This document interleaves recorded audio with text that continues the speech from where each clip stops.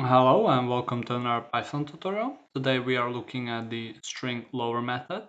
So the lower method returns a string where all the characters are in lowercase.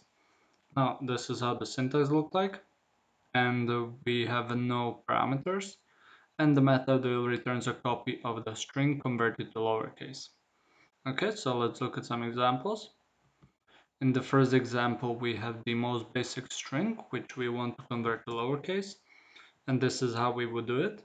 We can see that all the uppercase characters have been converted. Now, how we would use this in a program?